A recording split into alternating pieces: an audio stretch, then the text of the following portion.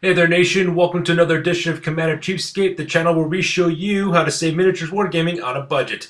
I'm Commander CheapSkate. Welcome to battle report number 12 of Hamejarr Shame. This is a continuation of our turn 3 battles of the Hamejarr Shame campaign. It is I, Commander CheapSkate of the Ogre Mercenaries versus Sister Serial and Warlord Ace of the Empire and Tomb Kings Alliance. So let's see if a third time of charm for undead versus the Empire and Tomb Kings actually works out for me. Crom, I've never prayed you before. I have no tongue for it.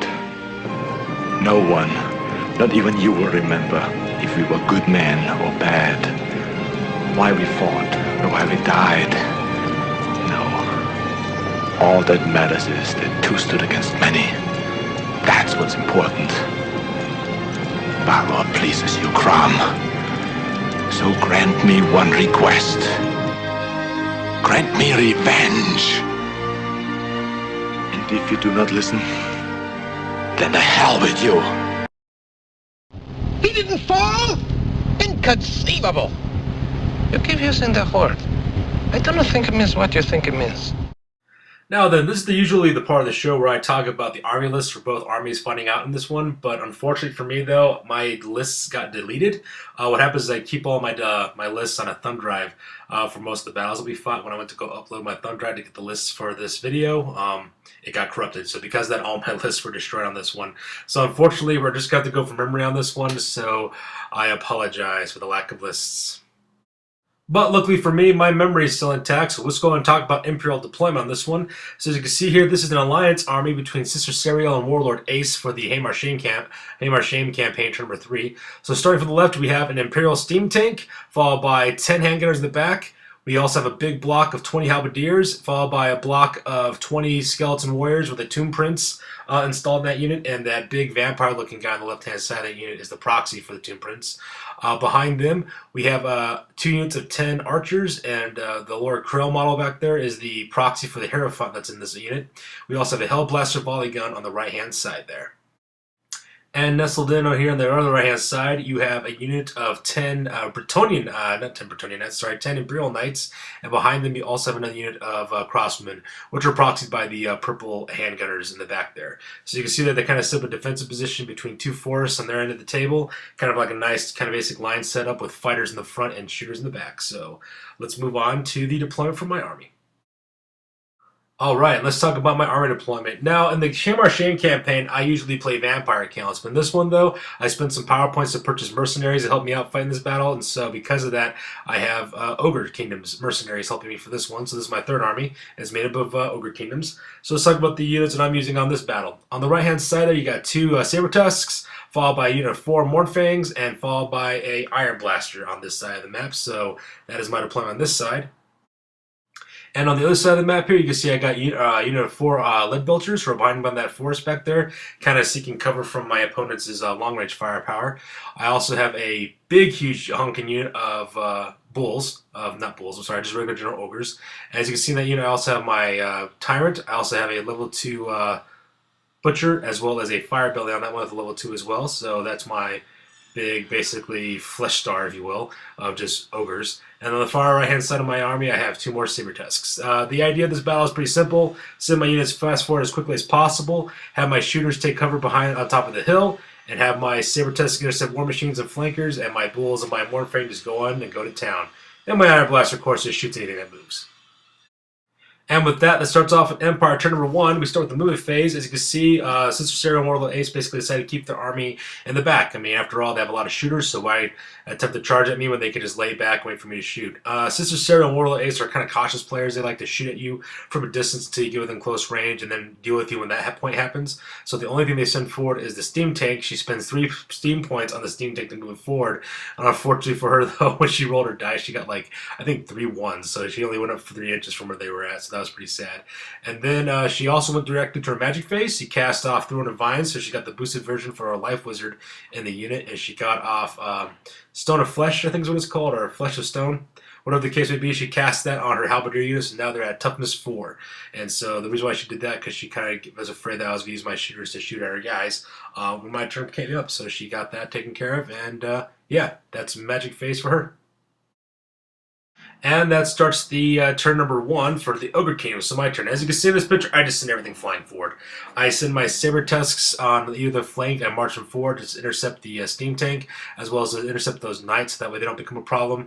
I march my Iron Blaster forward to line up his shots at the Halberdier unit to kind of take those guys out. I put my Lead Bulgers on the crest of the hill there, so that way they can take pot shots at the main body of the units and still remain cover in case of close combat. And then my Bulls kind of like get up on the top of that crest as well, so that way they can charge down from hill and attack the main line. So that is the movement phase for my army.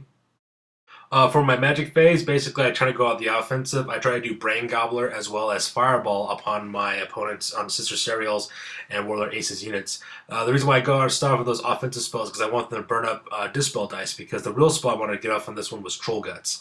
So that way my units have a plus up Ward Save, Regeneration Save. So you can see in this spell I get my first 2 spells, my Brain Gobbler and my Fireball spell, dispelled. But I do get my Troll Guts taken off, so that way my big unit Ogres has a 4 regen, so that's kind of nice. Since there's no shooting or combat this turn, we move on to the Empire phase. Alright, that takes us to the top of turn number 2 for the Empire. As you can see in the right-hand side for the movement phase, Sister Serial is basically sent her knights charging forward. She basically took a risk on this one. Usually she doesn't like to charge anything and just kind of like to accept the charges because they want to shoot at you before you close in with them. So this time she kind of broke out of her comfort zone, which was kind of cool. So she sent her knights charging to engage my Saber Tusks on the right-hand side. And then with that brings us to the Magic phase. Magic phase is pretty much a wash for her, and I didn't really even get much for Magic off on that one. But then we get to the shooting phase. This is my boomstick! And as you can see in this picture, the crossbows as well as the Hellblaster volley gun open up on my unit of Ogres. Same thing with Warlord Ace's Skeleton Warrior Archers. So they all open up on my unit of Troll Guts. They inflict 4 wounds on me. I guess not 4 wounds, 4 kills. As you can see, 4 of my guys just kind of basically drop dead from all the amount of firepower that they're getting on that one. And if you're wondering what that unit is on the right-hand side, the red one, that's basically my magic points allowance. I had Golfag Maneater as my general in this army. So that was his easy come, easy go roll, so he basically got 50 points. I got the Armor of Destiny. But as you can see there right now off the bat, though, I lose about a quarter of my guys in that unit for long-range fire. So shooting is still deadly with this opponent. Give them nothing, but take from them everything! And with that takes us to the close combat phase. You can see in this picture, those knights just destroy my Saber Tusk. I managed to get off 1 wound on those knights. I kind of flow spectacularly on my dice rolls on that one, so I kill one of theirs. But with their charge and the rank bonus, they just end up just murdering my Mournfangs. So that is combat on this side. And since the knights destroyed my unit of Saber Tusks, they decided to overrun. And because they were in the charge rank of my, not the charge rank, since they're in the line of sight of my flank of my my Ogres, Sister Serial rolls up to see what the overrun distance is, and she smashes right into the flank of my unit of Ogres. So that's just fantastic, because now I'm disrupted, which means I don't get any rank bonuses, and it also means I also don't get steadfast because I don't no longer have any ranks against them. So that's just wonderful. But on the plus side, it's kind of nice because Sister Serial is now learning that if you charge with cavalry, you kind of see what the benefits is of basically charging and taking the offense. So even though it's a sad victory for me, my friends are still learning how to play this game. So it's kind of nice to see that they're taking some of these laws and applying them. And so even though it's ended up being a disaster for me so far, it's kind of cool because it's like a teachable moment and they're learning how to play the game. And that's kind of cool, which means that because they'll be better players, they'll be better opponents. And that means I have to up my game, which is always a good thing. So hooray on that part. And close combat in this part, the steam tank basically charges right into my Saber Tusks, just goes over them like a speed bump with all the impact hits that it got, and it charges right into my Mournfang cavalry, which is bad because if anyone knows anything about cavalry, it's always good to charge with cavalry against something, but it's bad to receive a charge against anything. So it's going to be interesting to see how that combat turns out. And with that takes us to the beginning of the Ogre's turn number 2. So as you can see in this one, I don't really do any movement. The reason why is because I want to keep my lead belchers kind of protected by the crest of the hill there. My Mournfang on the left-hand side, cavalry are basically locked in with the steam tank, so they can't go anywhere. And my Ogres are also engaged in the flank charge and the knights, so they're not going anywhere either. So I pretty much don't do any movement on this one. I do decide to do the magic phase, however. As you can see here, I managed to get Troll Guts off again, so I go for the big roll. So my Iron Blaster, as well as my Lead Belchers, and my unit of Bulls also gets off region for that, so 4 regions. So that's going to be really helpful for this next round of combat, I'm thinking.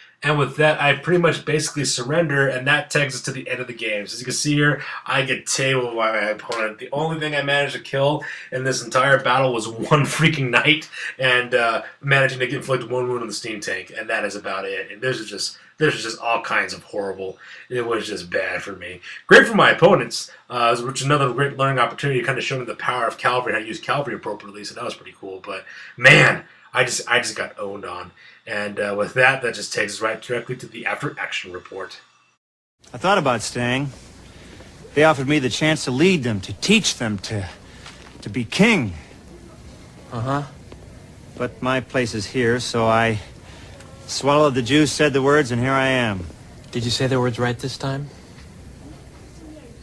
Well, maybe I didn't say every single tiny little syllable, no, but basically I said them, yeah.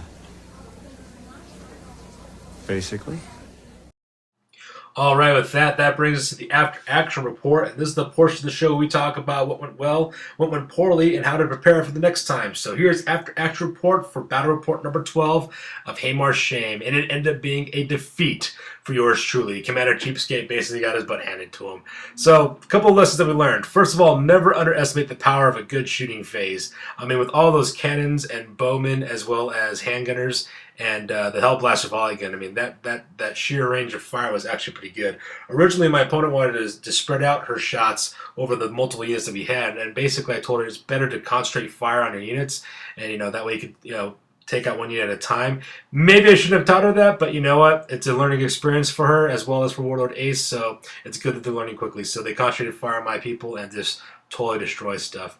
Also, Curse the Lore of Life, man, and its Dweller from Below spell. That thing is beast. That thing could just drag units down to the bottomless pit that is nothing and just destroy units to the ether. So, kudos to my opponent for using Dwellers from Below. And, with the additional buffs to that spell that lore gives, it's a good solid lore for Empire users because Empire troops are always outclassed by everybody else, so that was kind of nice. And good use of cavalry by my opponent. Those knights are the MVPs of this game. I'm really proud of my opponents because they actually took a risk and actually sent their troops charging forward, what they have never done before in other battle reports. They like to keep everybody back, so hopefully with this they'll start becoming more aggressive and start using their forces more aggressively, and so because of that they'll just be better as fighters. Good use overrunning as well as for the flanking tactics. That flank attack, attacking my opponent, my ogres on the flank, that was just simply awe-inspiring for them. So it's kind of nice to see that. With that, a direct flank attack against my right-hand side was really good because I didn't have very many guys that could fight back. It disrupted my unit. It took away my rank bonuses. It gave her bonuses for both a charge, a standard bearer, as well as a flank attack. So it really devastated my unit. It basically broke my unit. When I fled, she charged and took him out. So overall, that was pretty nice. And overall, this game was a great learning experience for my opponents. There's, like I said before, they're still novice players, so they're still kind of learning how to play the game. So I've been advising them how to do certain things to defeat me. It's probably why they keep on defeating me all the time, because I'm giving him those tips. But it's a good overall learning experience. I mean, after all, if you want to have good opponents to play against, you got to teach them. Teach them how to play well. And so far they're doing great, and just have them keep up the good work. And in the term of the campaign, I don't gain the hex that I was trying to take away from Sister Serial Warlord Ace, so I don't get that hex. But at the same time, I don't lose my army either, because in the game of Mighty Empires, if you hire mercenaries and they lose, you have a 50-50 chance of losing them. So because of that, that army basically stays put, and all is well. So in the end, that was a good game, good opponents, good learning experience. Overall, this was a good game. It was an excellent game, so I have no complaints about it whatsoever. So eventually, though, I will have my revenge. So we'll see what happens on that one. So yeah, that's pretty much going to do it for Battle Report number 12. So once again, I am Commander CheapSkate, and we will see you guys on the next one. Bye.